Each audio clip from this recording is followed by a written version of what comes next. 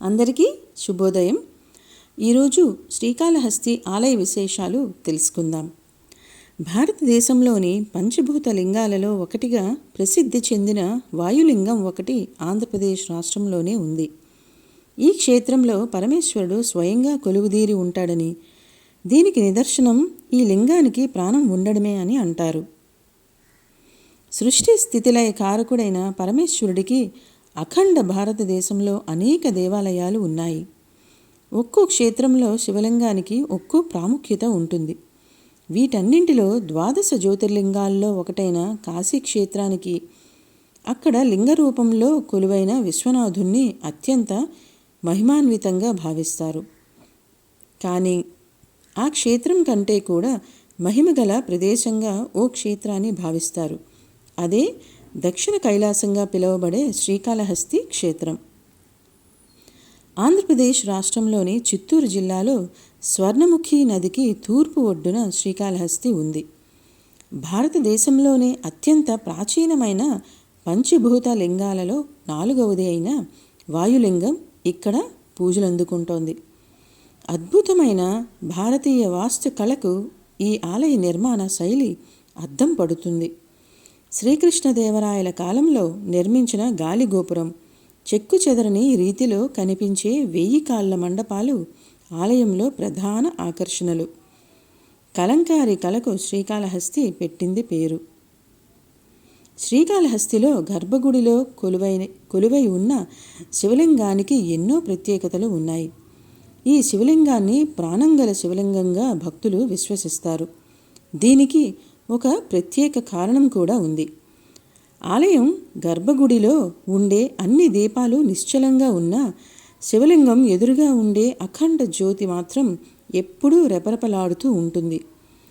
వాయులింగంగా కొలువైన స్వామివారి ఉచ్ఛ్వాస నిశ్వాసాల గాలి కారణంగా దీపం ఎల్లప్పుడూ రెపరెపలాడుతుందని నమ్ముతారు. అంతేకాకుండా ఈ శివలింగానికి మరో ప్రత్యేకత కూడా ఉంది. దేశంలోని అన్ని ప్రముఖ శైవ క్షేత్రాల్లో శివలింగానికి అర్చకులు అభిషేకాలు చేస్తుంటారు. కొన్ని చోట్ల భక్తులకు కూడా ఆ అవకాశం ఉంటుంది. కానీ ఇక్కడ శివలింగాన్ని మాత్రం అర్చకులతో సహా ఎవ్వరూ కూడా తాకరు. ప్రాణవాయులింగంగా పూజలందుకునే ఈ లింగం తెల్లని వర్ణంలో ప్రకాశిస్తూ కనిపిస్తుంది. అంచేత శ్రీకాళహస్తీశ్వరుణ్ణి కర్పూరలింగం అని కూడా పిలుస్తారు. నవగ్రహ కవచంతో ఉండే ఈ శివలింగాన్ని ప్రతిరోజు పచ్చకర్పూరంతో అర్చకులు తాకకుండానే అభిషేకిస్తారు. శ్రీ అంటే సాలీడు, కాలము అంటే సర్పము, హస్తి అంటే ఏనుగు. ఈ 3 మూగజీవుల చేత పూజలందుకున్న కారణంగా ఈ క్షేత్రానికి శ్రీకాళహస్తి అని పేరు వచ్చినట్లు పురాణ కథనం. సాలెపురుగు, పాము, ఏనుగుల ఆత్మలను తనలో విలీనం చేసుకుని స్వామి స్వయంభూగా ఇక్కడ కొలువై ఉన్నట్లు చెబుతారు. ఈ క్షేత్రానికి దక్షిణ కైలాసం, సద్యోముక్తి క్షేత్రం, శివానందైక నిలయం, సత్యమహాభాస్కర క్షేత్రం అనే వివిధ పేర్లు ఉన్నాయి. ఇక్కడ అమ్మవారు జ్ఞానప్రసూనాంబ తూర్పు ముఖంగా, స్వామివారు శ్రీకాళహస్తీశ్వరుడు పశ్చిమాభిముఖంగా దర్శనమిస్తారు. గణపతి ఉత్తర దిక్కుగా, దక్షిణామూర్తి దక్షిణ దిక్కుగా ఉంటారు. ఈ ఆలయంలో తూర్పు ద్వారం గుండా ప్రవేశించి మొదట పాతాళ వినాయకుణ్ణి దర్శించుకొని తరువాత శ్రీకాళహస్తీశ్వరుణ్ణి భక్తులు దర్శించుకుంటారు. పాతాళ గణపతితో పాటు ఈ క్షేత్రంలో వల్లభ గణపతి, మహాలక్ష్మి గణపతి, సహస్రలింగేశ్వర దేవాలయాలు కూడా ఇక్కడ కనిపిస్తాయి. దేశంలోని పురాతన క్షేత్రాల్లో ఒకటైన ఈ దేవాలయంలో నిర్మాణ శైలి నుంచి మూల విరాట్ వరకు అడుగడుగున ఆసక్తికర విషయాలు దాగి ఉన్నాయి. సాధారణంగా భక్తుడు ఎల్లప్పుడూ భగవంతుని పాదాల చెంతనే ఉంటాడు. కానీ శ్రీకాళహస్తిలో ఇది భిన్నంగా కనిపిస్తుంది. పరమేశ్వరుడి పరమ భక్తుడైన కన్నప్పకు కొండపైన దేవాలయం ఉంటే, శ్రీకాళహస్తీశ్వరుడికి పాదాల కింద ఆలయం ఉంటుంది. అందుకే పరమేశ్వరుణ్ణి భక్తవల్లభుడు అని కూడా పిలుస్తారు. మహాశివరాత్రి రోజున ఇక్కడ జరిగే బ్రహ్మోత్సవాల్లో తొలి పూజను కొండపై ఉన్న కన్నప్ప ఆలయంలో చేయడం విశేషం. పరమేశ్వరుడికి మహాభక్తులైన రోమస మహర్షి దూర్జటిల దేహాలను కూడా శ్రీకాళహస్తీశ్వర ఆలయంలో సమాధి చేశారు. ఆలయం రాజద్వారం దాటే గడప కింద వారి దేహాలను ఉంచారు. వేశ్య కన్యలు, యాదవరాజు, వశిష్ఠుడు ఇలా ఎన్నో కథలు ఈ క్షేత్ర మహత్యంతో పెనవేసుకుని ఉన్నాయి. శ్రీకాళహస్తి క్షేత్రం అనగానే మొట్టమొదట గుర్తొచ్చేది రాహుకేతు శాంతి పూజలు.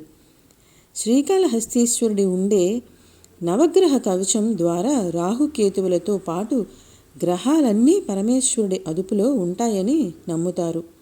ఇక జ్ఞాన ప్రసూనాంబ అమ్మవారికి కూడా కేతువు వడ్డానంగా ఉంటాడు. ఆలయంలో జరిగే ఈ శాంతి పూజల్లో ఒకేసారి వందల సంఖ్యలో ప్రజలు పాల్గొంటారు. సాధారణంగా శైవ క్షేత్రాల్లో నవగ్రహ మండపం విడిగా ఉంటుంది. కానీ ఇక్కడ నవగ్రహాలన్నీ కాకుండా కేవలం శనీశ్వరుడికి మాత్రమే మండపం ఉంటుంది. శని త్రయోదశి రోజున ఇక్కడ శనీశ్వరుడికి చేసే అభిషేకాన్ని తిలకించేందుకు భక్తులు పెద్ద సంఖ్యలో వస్తుంటారు. శ్రీకాళహస్తిలోని సుబ్రహ్మణ్యేశ్వర స్వామికి ఓ ప్రత్యేకత ఉంది.